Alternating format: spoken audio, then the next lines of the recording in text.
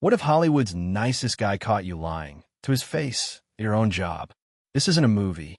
Richard Gere went undercover at his own car dealership, and what he discovered, it'll make you question every handshake you've ever trusted on a showroom floor. Richard Gere had worn many masks in his life, on stage, on screen, and in the public eye. But nothing compared to the disguise he was about to put on. A seasoned actor with a refined sense of control over his image. He had never imagined he'd one day slip into a prosthetic disguise and limp into his own car dealership like a stranger.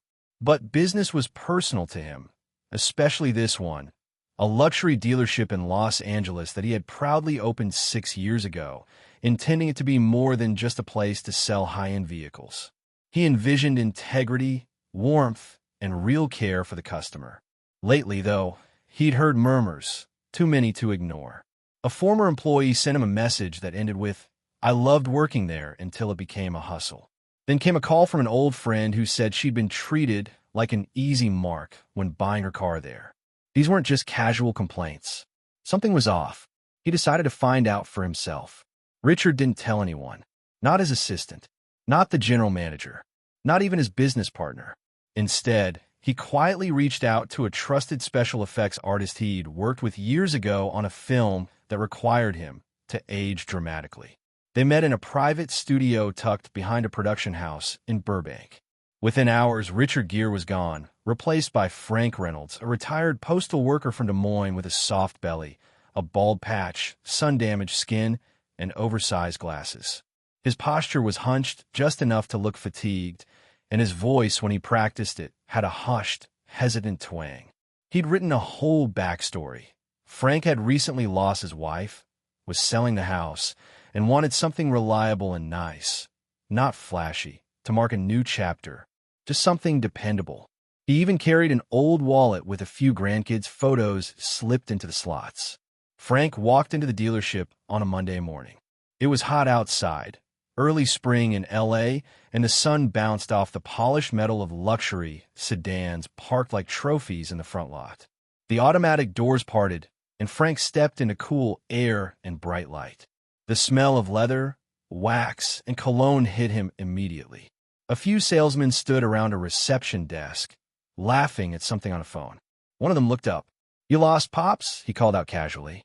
Richard, as Frank, gave a small laugh. "No, just browsing." The young man, slim, in a too-tight suit with his hair slicked back like a movie extra, stepped forward and gave Frank the once-over. No Rolex, no designer sunglasses, just beat-up sneakers and a frayed flannel shirt. "You take the bus in?" the salesman asked, eyeing Frank's empty hands. "Sure did," Richard said, smiling with false humility. "Don't drive anymore. Looking to change that." The salesman perked up only slightly. "Let me show you what we've got in the more affordable range." They walked past the glossier inventory, imported convertibles and performance SUVs, and headed to a far side of the lot. Richard took mental notes of every gesture, every tone. The young man didn't ask him a single question about his needs, his lifestyle, or his driving habits. Instead, he launched into aggressive pitches on models that weren't even close to what Frank had said he was looking for. One vehicle, a 3-year-old crossover with 70,000 miles, was priced nearly $6,000 over book value. When Richard asked about the mileage, the salesman said confidently, "That's nothing. These engines last forever. Plus, this one's been babied." Richard asked for a service record. "You're not going to find a cleaner history than this," the salesman replied quickly, his smile tight. "Fully inspected, top to bottom. But do you have the paperwork?" "Trust me, sir, we wouldn't put it on the lot if it hadn't passed our checks." Richard nodded, but inside his instincts sharpened. He noticed the salesman's eyes flicking to the clock, clearly disinterested unless Frank seemed ready to sign. As they continued walking, Richard overheard snatches of conversations between other salespeople, jokes about upsells, mockery of clueless buyers, and one rep boasting about slipping dealer protection fees into a contract. He passed a middle-aged couple standing in a lobby, looking visibly confused while holding a finance estimate. A different salesman stood with arms crossed, smiling tightly, urging them to just trust the process. When the couple hesitated, the smile dropped. Back in character, Frank asked to look at a newer hybrid model, something he pretended to have read about in a Consumer Reports magazine at the library. The salesman sighed, then led him to a car that seemed almost too polished, too perfect for the lot. This one just came in, super efficient, barely driven. A great pick for someone your age. The price was suspiciously high. Richard feigned interest and asked if the car had been in any accidents. Clean as a whistle, the salesman said. Richard bent to examine the rear quarter panel, where a faint difference in paint texture caught his eye, something only someone with a trained visual sense would notice. Looks like this might have been repainted, he said casually. Nah, the salesman replied quickly. Factory finish. You're just seeing the sunlight hit it weird. Richard didn't respond. He didn't need to. The salesman's lie was so smooth, so rehearsed, it sent a chill through him. This wasn't just a bad apple. This was systemic. He wandered away and into the service bay. No one paid attention to the old man slowly shuffling by the tire racks. He stopped when he heard a quiet conversation between a mechanic and a woman in yoga pants, nervously clutching her phone. I just had it in for an oil change, she was saying.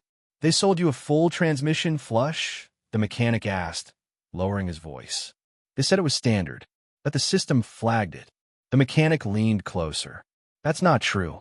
You're still 20,000 miles out from needing any of that. She looked stunned, even a little embarrassed. I'll make a note, the mechanic said. But yeah, talk to someone. This keeps happening. Richard stood there, watching the woman's face drop as she realized she'd likely been taken advantage of.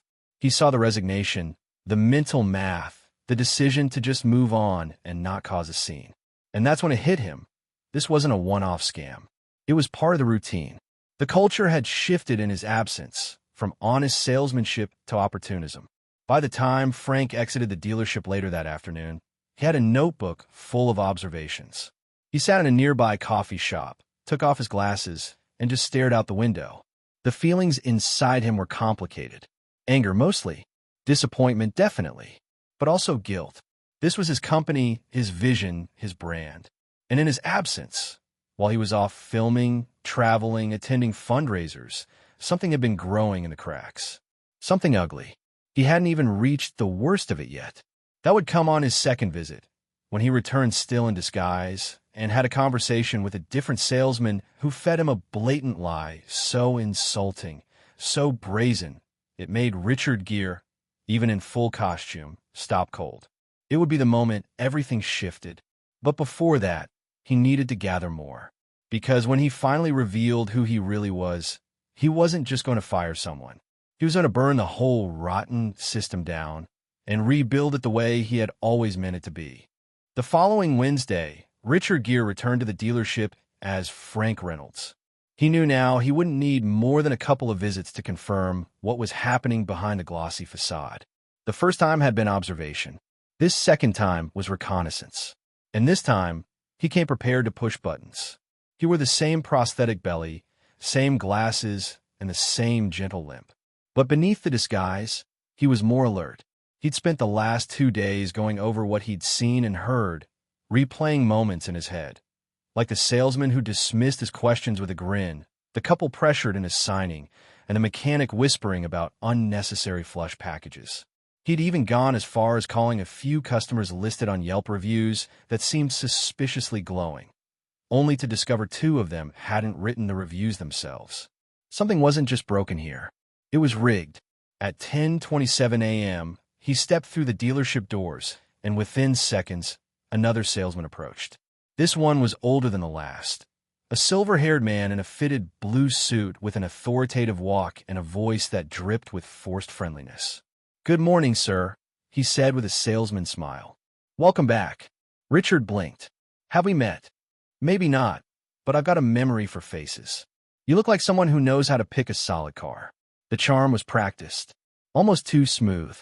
"I've been thinking about that hybrid over there," Richard said, pointing toward the model he'd examined last time, the one with the suspiciously repainted panel.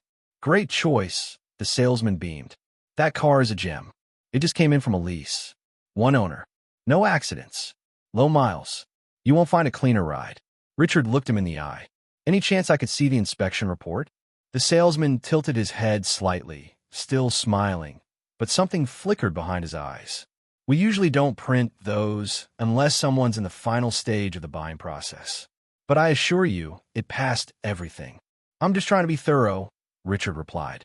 It looked like the back had been touched up. Sunlight plays tricks, the man said smoothly.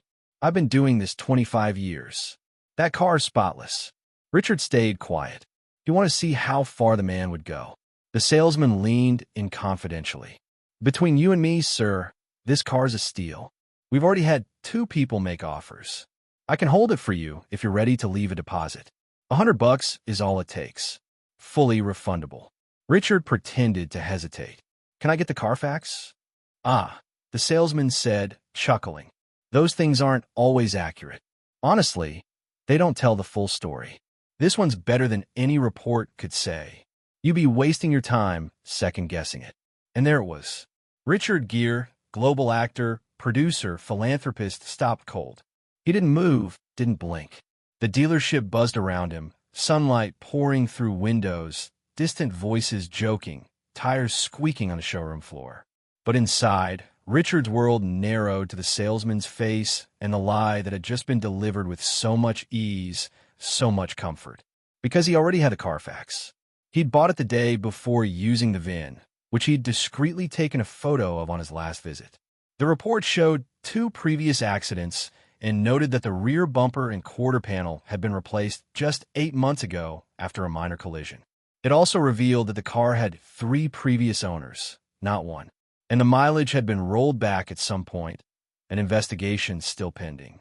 All of this was available with a few clicks and a credit card. Richard let the silence hang before speaking again.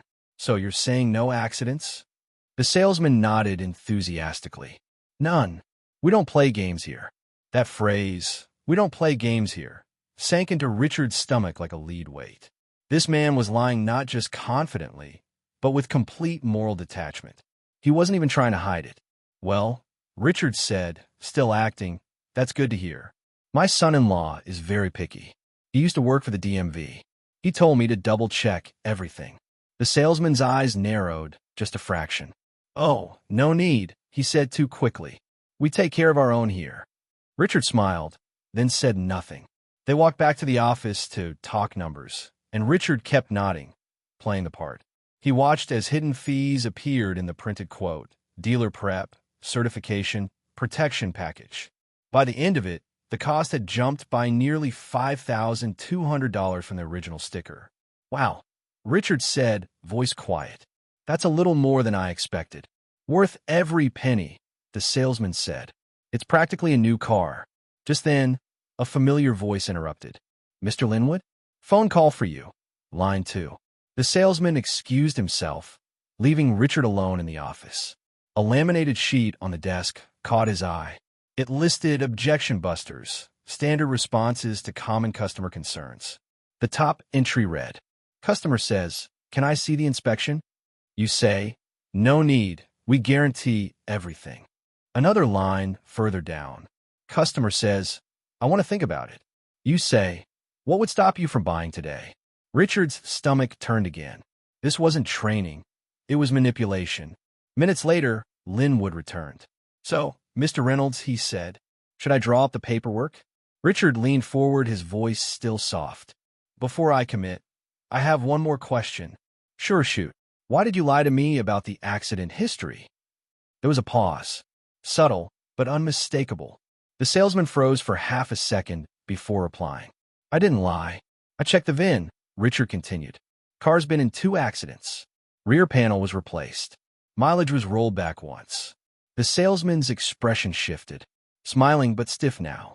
Sir, I think there's been some confusion. I don't think so, Richard said, letting the performance fall away slightly.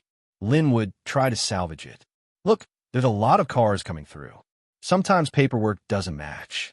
Don't, Richard interrupted, voice now carrying weight. You knew, and you tried to sell it to me like it was clean.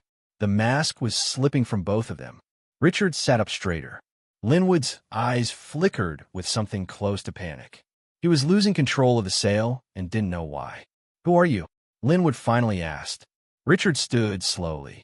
He leaned forward just enough to speak clearly, carefully, and with absolute calm. "My name is Richard Gere." Linwood laughed once, a shaky, uncertain sound. "Yeah, okay. And I'm George Clooney. I own this dealership," Richard said. 6 years. Quietly. "I've been here twice in the last week in disguise, watching how you and your colleagues treat people." Linwood's color drained. His mouth opened slightly, but no words came out. "Everything you said to me," Richard continued, "you've probably said to 100 people, but you said it to the wrong one today." By now, 2 other employees had turned their heads from across the showroom. Richard Gere was standing upright, his disguise coming off in posture and tone, if not yet in appearance. The tension in the air was sharp, electric. "You have until the end of today to pack your things," Richard said. "You're done here." I didn't mean," Linwood stammered. "Don't finish that sentence," Richard said quietly. "I heard enough already." He turned and walked out of the office. By the time he reached the front doors, 2 managers were approaching him, confused and nervous. "I'll be back tomorrow," Richard told them. "We're going to have a meeting." Then, for the first time since he began this undercover mission, Richard stepped outside into the sunlight, not as Frank Reynolds, but as himself. The sting of what he discovered hadn't worn off. If anything, it had deepened. But he knew now, with absolute certainty, that he was going to make this right. The lies had stopped today. Tomorrow, the reckoning would begin. By the time Richard Gere arrived at the dealership the next morning, there were already whispers echoing through the halls. Some of the employees had caught enough of the confrontation the day before to know something major had happened, though many couldn't quite believe it. Richard Gere? Here? Undercover? The man whose name was printed discreetly on the corporate documents, but never seen in person? It sounded like something out of a movie. Fitting maybe, but surreal all the same. He walked in without the disguise this time. No prosthetic gut, no balding wig, no limp.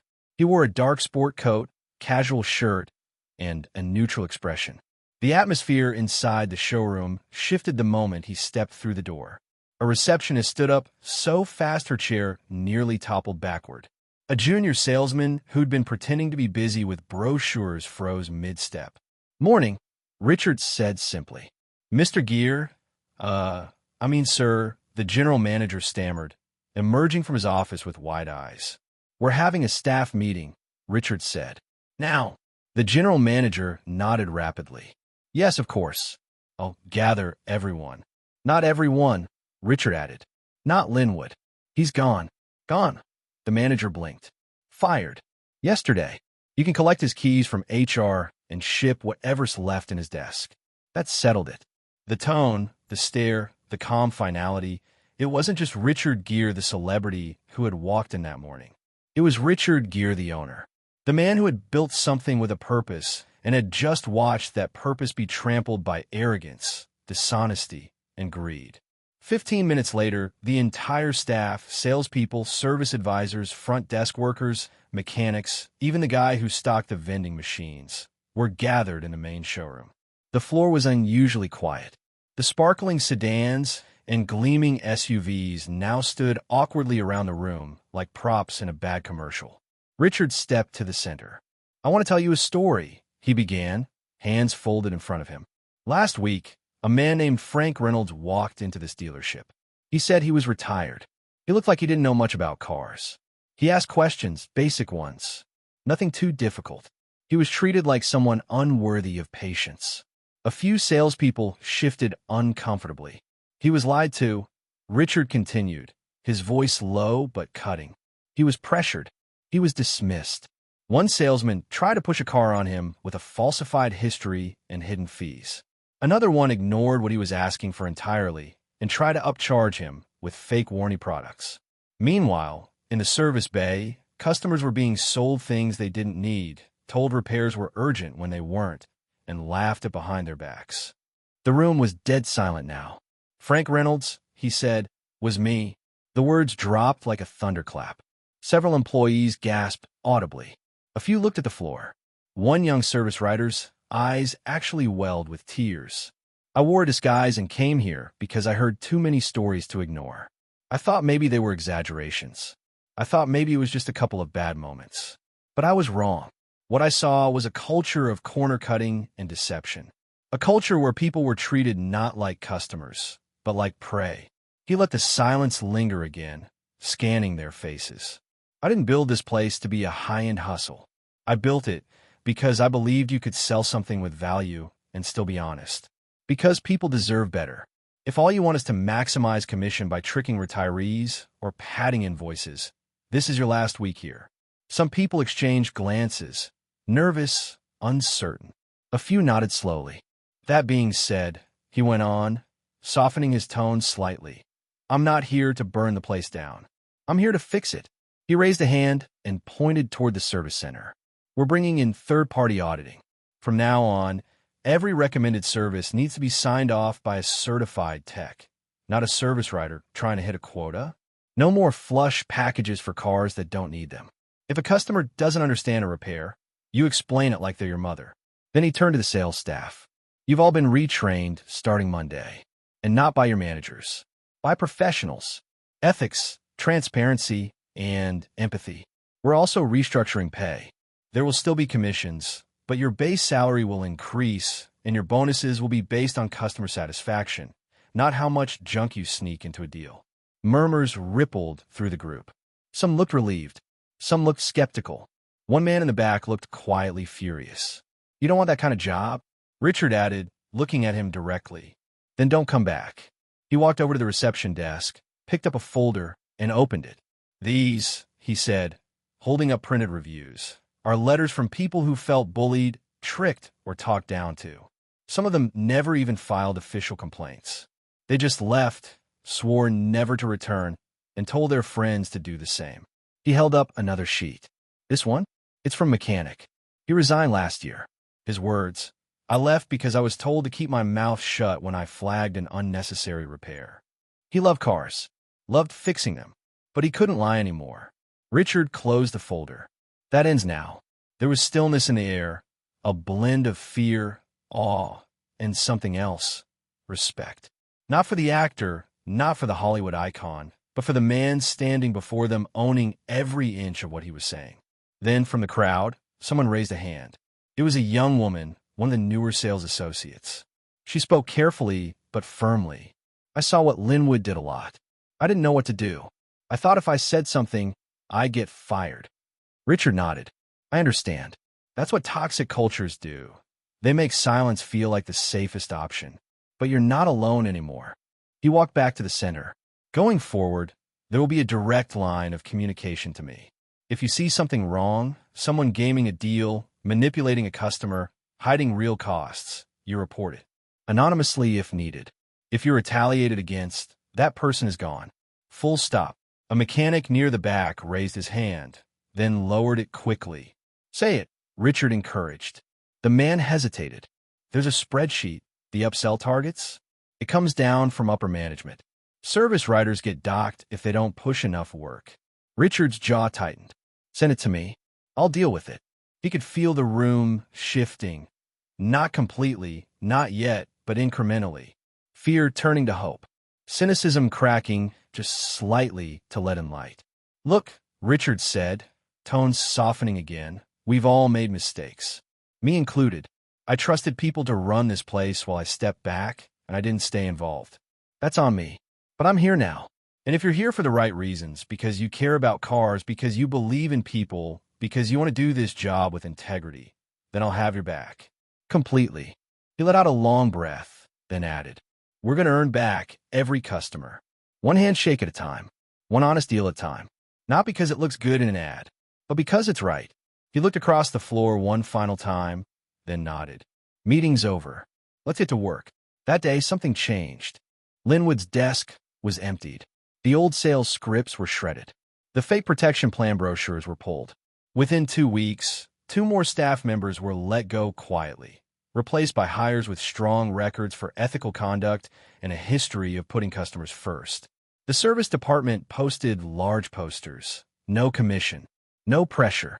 Just truth. And Gere kept his promise. Every invoice was reviewed, every complaint taken seriously. Word spread quickly in the community.